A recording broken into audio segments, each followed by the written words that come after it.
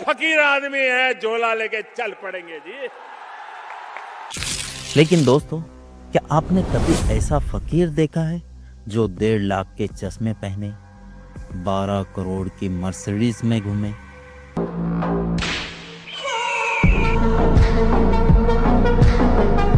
करोड़ों के विदेशी टूर करे और डिजिटल कैमरा खरीदे जो भारत में लॉन्च भी नहीं हुआ था? ये वही मोदी है जो कहते हैं कि उन्होंने अपनी जिंदगी के 35 साल भीख मांग कर खाए और करीब 40 साल मैंने भिक्षा मांग करके खाया है। मैं लोग जिंदगी गरीबी में बिताई। आज हम दिखाएंगे कि मोदी का असली चेहरा, जिसे मीडिया और पीआर मशीनरी हमेशा छुपा के दिखाती है, हमेशा रहा हूं कि मैं गरीबी में पैदा हुआ, गरीबी को मैंने जिया है। एक नरेंद्र मोदी का जन्म 17 सितंबर 1950 वाडनगर, गुजरात में हुआ। मीडिया में हमेशा दिखाया गया है कि उन्होंने रेलवे स्टेशन पर चाय बेची और बोला था, मित्रों मैं बचपन में रेल के डिब्बे में चाय बेचता था। और मोदी खुद बार बार कहते हैं कि मैं चाय बेचता था, गरीबी में पला बड़ा हूं।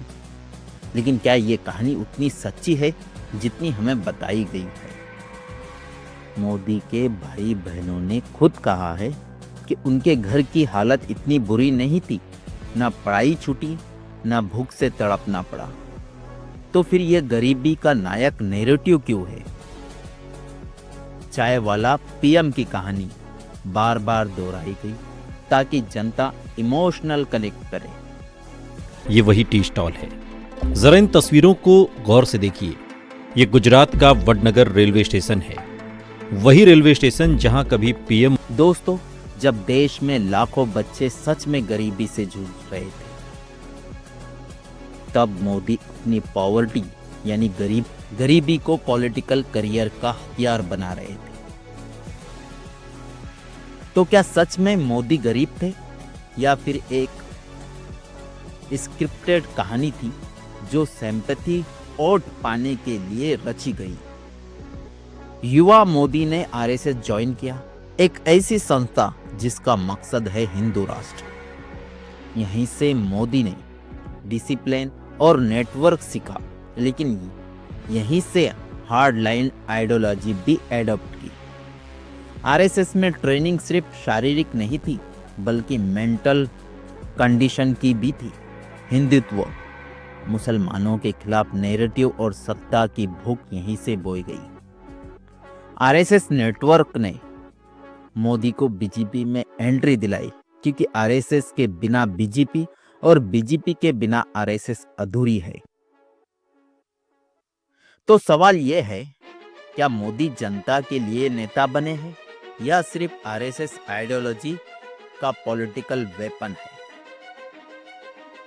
2002 में गुजरात के सीएम बने, फिर शुरू हुआ गुजरात मॉडल का झूठा सपना। अमीर लोगों के लिए जैसे अंबानी अडानी को भारी फायदा मिला, लेकिन किसान और गरीब वहीं के वहीं है। रियलिटी, बेरोजगारी हाई, हेल्थ इंडिकेटर लो, एजुकेशन सिस्टम कमजोर, लेकिन पीआर एजेंसियों ने सिर्फ इसे आसमान पर उठा दिया और इंडस्ट्रीज दिखाई और ये बताया कि गुजरात का मॉडल देखिए किस तरह से गुजरात डेवलप है। किसानों ने आत्महत्या की, छोटे व्यवसाय बंद हुए, फिर भी विकास पुरुष का टैग दिया गया कि मोदी ने भारत का पूरी दुनिया में डंका बजा दिया। गुजरात मॉडल, तो असली गुजरात मॉडल गरीबों की कीमत पर कॉर्पोरेट को फायदा पहुंचाना था? क्या ये विकास था या इल्यूजन था? गुजरात के विकास के मॉडल को इस तरह से गोदी मीडिया ने दिखाया जैसे मानो कि भारत का सबसे अमीर राज्य कोई है तो गुजरात है। 2002 में गोधरा इंसिडेंट और उसके बाद भड़की हिंसा, हजारों मुसलमान मारे गए, महिलाएं, बच्चे सब जल गए, लेकिन सरकार चुप रही। इंटरनेशनल मीडिया ने मोदी को जिम्मेदार ठहराया। यूएस ने मोदी पर वीजा बैन लगाया, लेकिन भारत में मीडिया ने इमेज बचाई। डोमेस्टिक मीडिया ने दंगों को पलटकर हिंदू विक्टिमहुड का नैरेटिव बना दिया। मोदी ने साइलेंस से सपोर्ट दिया। तो सवाल यह है, क्या मोदी दंगों को रोक सकते थे या उन्होंने दंगों को पॉलिटिकल फायदा लेने के लिए नजरअंदाज किया?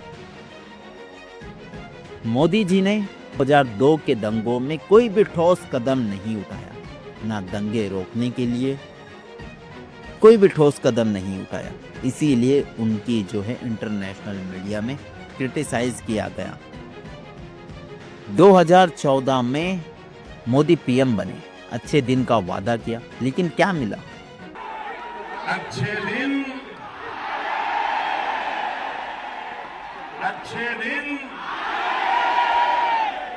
1.5 लाख का चश्मा, 12 करोड़ की मर्सिडीज, कस्टम सूट, क्या यही है फकीर? फॉरेन टूर, करोड़ों का खर्च हुए, डिजिटल कैमरा। अंबानी अडानी की दौलत कई गुना बढ़ी, लेकिन आम जनता बेरोजगार, महंगाई से परेशान। तो फिर क्या मोदी देश के पीएम है या सिर्फ कॉरपोरेट फ्रेंडली ब्रांड जिसे प्यार मशीनरी ने बनाया? अगर आपको ये वीडियो पसंद आया है तो लाइक कीजिए, अपने तमाम दोस्तों में शेयर कीजिए। चैनल पे नए हैं तो सब्सक्राइब कर लीजिए, बेल आइकन के बटन को प्रेस कर दीजिए ताकि नई आने वाली वीडियो की आपको जानकारी होती रहे। तब तक के लिए अपना ख्याल रखिए। जय हिंद।